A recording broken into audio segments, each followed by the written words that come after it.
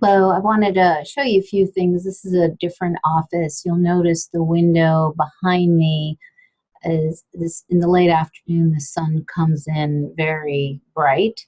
And so I've made sure to close the blind. I also ended up turning off the overhead lights, the fluorescents, which tend to be too bright light behind me. I really want to make sure I have light in front of me.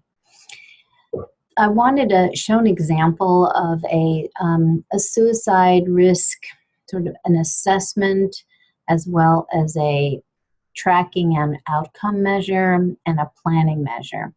This is developed by Dr. David Jobs, well known in the suicide field, and this is something we use in our practice.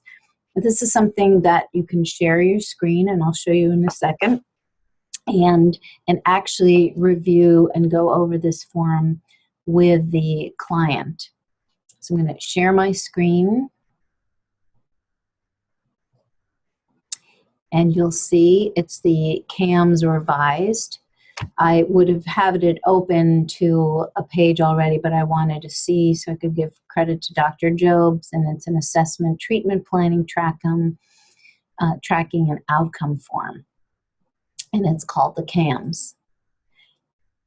As you can see, the initial session, the patient would normally complete this, but we actually always do it with the patient, real time, either in person or this can be done online.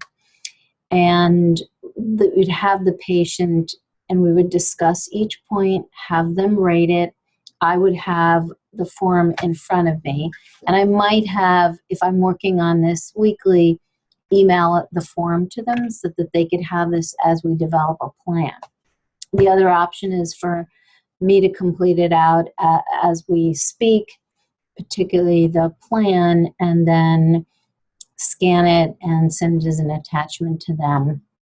And again, I would highly recommend, however secure the email system is, we still password protect all of our documents when we send them with PHI.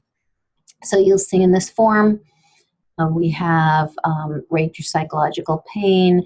On the bottom, reasons for living, reasons for dying, and you can assess risk. Here, the clinician would complete this, and so we would really go to the plan,